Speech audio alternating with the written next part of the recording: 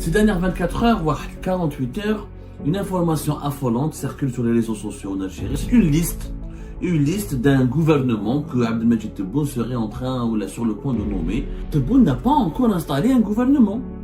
Tebboune, on attend depuis. Il n'y a pas eu un deuxième mandat. Tebboune continue. Il y a une liste qui circule hier, depuis 48 heures, on va dire, et qui annonce que Boualem, son directeur de cabinet, sera nommé Premier ministre. Ammar Benjima, l'actuel ambassadeur représentant de l'Algérie auprès du Conseil de sécurité, auprès de l'ONU, auprès des Nations Unies à New York, a été annoncé dans cette liste-là comme futur chef de la diplomatie algérienne, futur ministre des Affaires étrangères. On dit que Hafid Draji, il a été même annoncé comme ministre de la Jeunesse et des Sports. Ils ont défendu le deuxième mandat de Tebboune et ils ont fait Bengrina a été la tête de fiche de cette alliance. Bengrina, c'est lui qui a été le clown, si vous voulez. Il a été le principal animateur de cette campagne électorale. En fait, ils ont soutenu Tebboune en espérant des contreparties. Eh ben oui, ils ont espéré qu'en contrepartie de ce soutien, ils allaient être récompensés. Ces dernières 24 heures, voire 48 heures, une information affolante circule sur les réseaux sociaux en Algérie. Elle a été partagée massivement. Certainement, vous l'avez reçue sur WhatsApp, sur Messenger, ou là, sur TikTok, vous l'avez vu aperçu, vous l'avez certainement aperçu. C'est une liste d'un gouvernement que Abdelmadjid Tebboune serait en train, ou là, sur le point de nommer. Une liste à les nouveaux ministres, à le futur gouvernement qu'Abdelmadjid Tebboune devrait nommer, parce qu'Abdelmadjid Tebboune, depuis sa reconduction pour un deuxième mandat, depuis le 14 septembre dernier, quand elle a été officiellement annoncée comme gagnant et reconduit pour un deuxième mandat par la Cour constitutionnelle, et depuis le jour de son intronisation, on va dire, la cérémonie de son installation pour un deuxième mandat défini pour un deuxième mandat, Tebboune n'a pas encore installé un gouvernement. Tebboune, on attend depuis. Il n'y a pas eu un deuxième mandat. Tebboune continue. Voilà, c'est la prestation de serment. La prestation de serment, il a prêté serment à Abdelmadjid Tebboune pour un deuxième mandat le 18 septembre 2024. Et depuis, nous sommes pratiquement 2 mois plus tard. Toujours pas de nouveau gouvernement. Abdelmadjid Tebboune n'a pas nommé un nouveau gouvernement. Il y a une liste qui circule hier, depuis 48 heures, on va dire, et qui annonce que Boualem, son directeur de cabinet, sera nommé Premier ministre. Et elle annonce plusieurs noms. Par exemple, Ammar Benjima, l'actuel ambassadeur représentant de l'Algérie auprès du Conseil de sécurité, auprès de l'ONU, auprès des Nations Unies à New York, a été annoncé dans cette liste-là comme futur chef de la diplomatie algérienne, futur ministre des Affaires étrangères. On dit que Brahim Marrak sera toujours maintenu comme ministre de l'Intérieur. Mohamed Amin Bouraba sera lui-même ministre de la Justice. Abdelrahman Rawia, son retour, il est annoncé à la tête du ministère des Finances. Al-Keb maintenu comme ministre de l'Énergie. Il y a d'autres noms. On dit que Loueli Doran sera Premier ministre de l'Habitat. On dit que Hafid Draji, il a été même annoncé comme ministre de la Jeunesse et des Sports. Des noms qui circulent comme ça. Toute une liste en tout cas qui annonce un nouveau gouvernement avec des noms, des personnalités, etc. Rabah Qassoum, ministre de l'Industrie. Et cette liste a suscité beaucoup de buzz. Beaucoup de personnes m'ont contacté, m'ont dit Abdou, est-ce que c'est vrai? Abdou, le futur gouvernement de Tebboune, parce qu'effectivement, il est prévu que Tebboune nomme son nouveau gouvernement au mois de novembre, ce mois de novembre 2020. Il y a 2 thèses. Tebboune a donné des signaux, comme quoi il allait nommer un nouveau gouvernement et qu'il allait nommer un nouveau Premier ministre à partir de ce mois de novembre.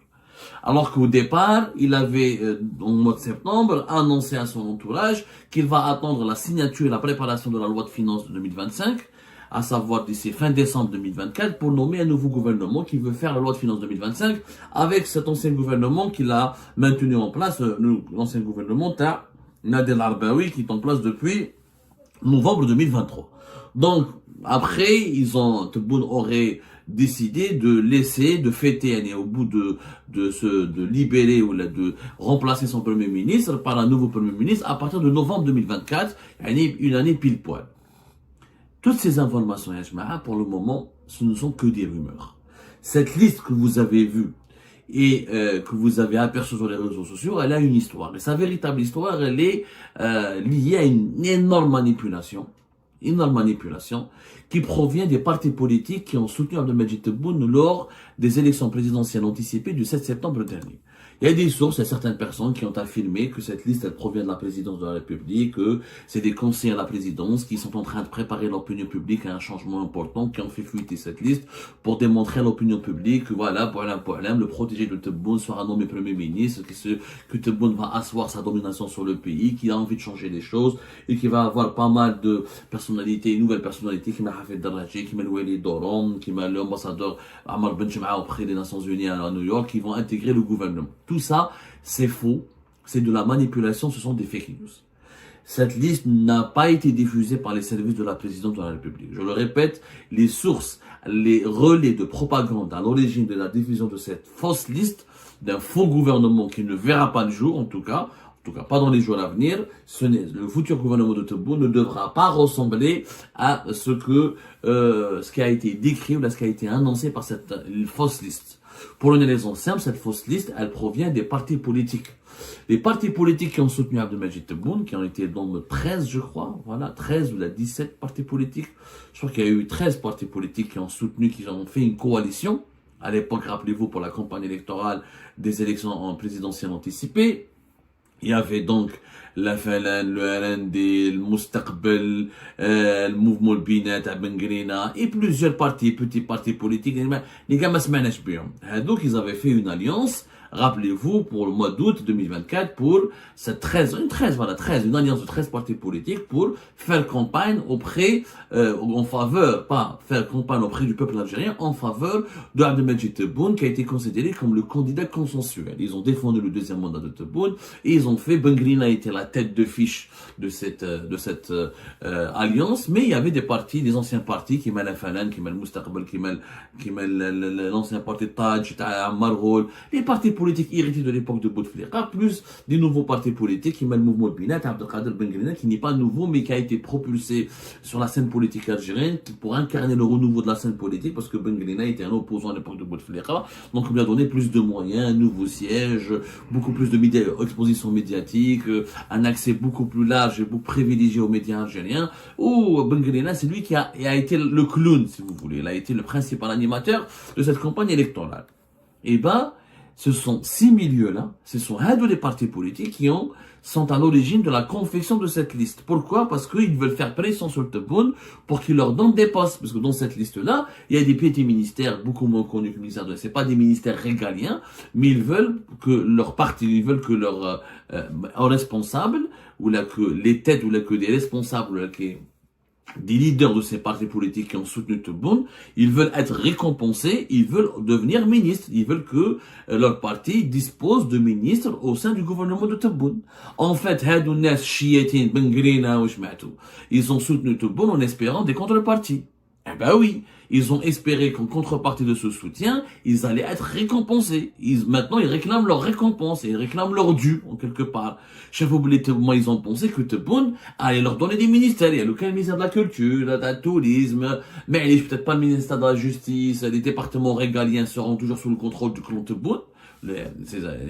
Sous son contrôle personnel, à savoir le ministère de l'Intérieur, les Affaires étrangères, les Finances, la Justice et l'énergie, mais les autres ministères devaient être partagés entre les principaux partis politiques, ou entre tous les partis politiques qui ont contribué quelque part pour eux à la victoire d'Abdelmadjid Tebboune. Donc c'est une victoire qui est a été volée, c'est une victoire qui n'est impopulaire, c'est même pas une victoire en fait, c'est une reconduction qui a eu lieu dans des conditions scandaleuses. On a bien vu le boycott, le taux d'abstention record, des bureaux de vote vides, des meetings bâclés, même s'il y avait des meetings qui ont regroupé pas mal de personnes, mais c'était des personnes qui ont été achetées, corrompues, c'était des voix qui ont été achetées, personne n'a réellement soutenu le deuxième mandat avec conviction, sinon on aurait eu un taux de participation énorme, alors que le taux de participation n'était même pas de 25%, je parle du véritable taux de participation qui a été annoncé par l'autorité indépendante des élections de Mohamed Sharfi, et non pas des chiffres falsifiés, surgonflés dans la Cour constitutionnelle le 14 septembre 2024. Je parle des chiffres qui ont été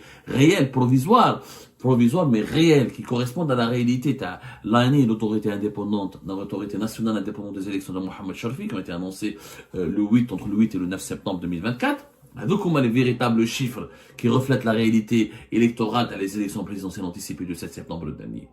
Les partis politiques, maintenant, ils sont déçus. Ils sont déçus, ils sont choqués, ils vont pas bien, ils se sentent abandonnés. C'est eux qui ont organisé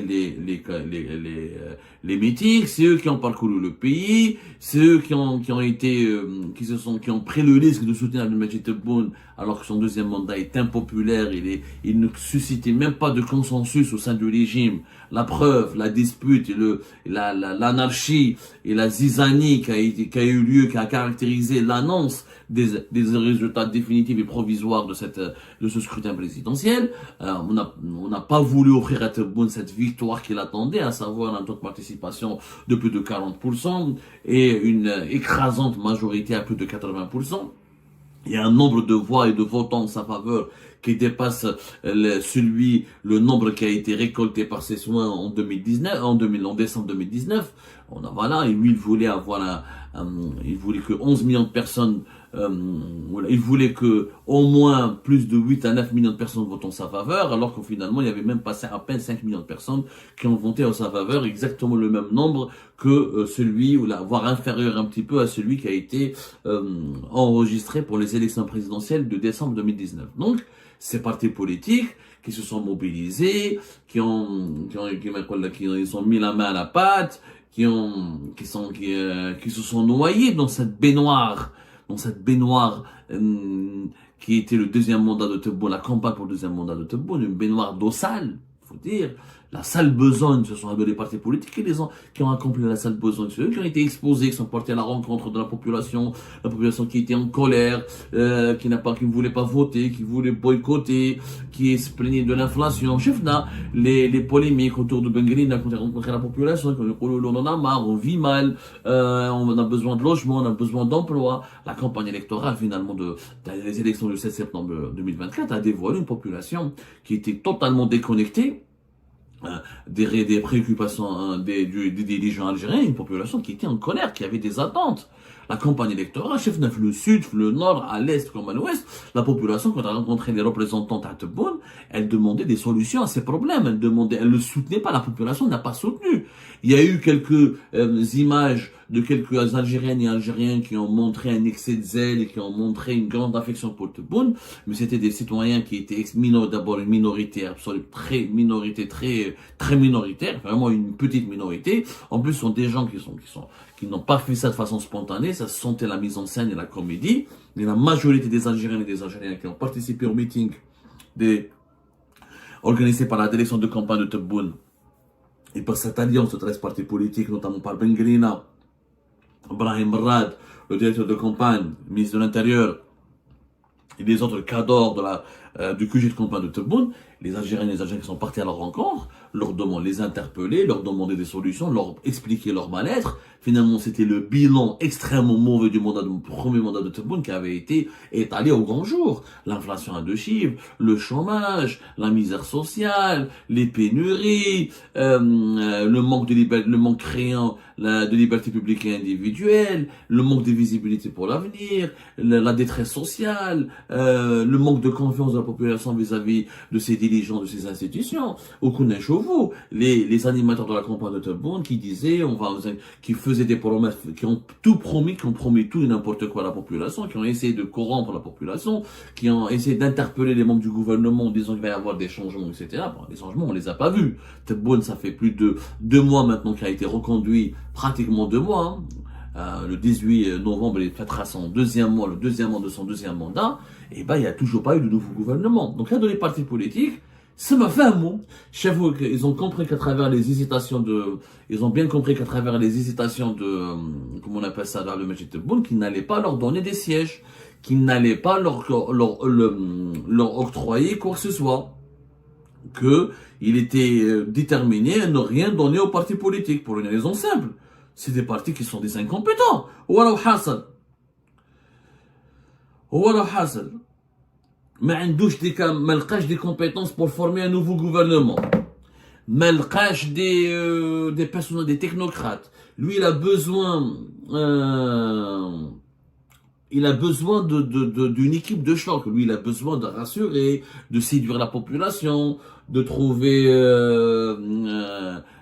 des bons ministres qui peuvent lui apporter un bon bilan, qui peuvent lui apporter aussi des solutions aux problèmes du pays.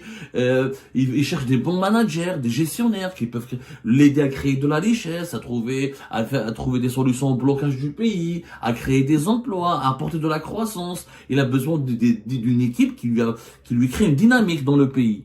Les partis politiques, Ben Grina, qu'est-ce qu'il peut fournir à Tebboune? Ben Grina, Aslan lui-même, il est catastrophiquement incompétent.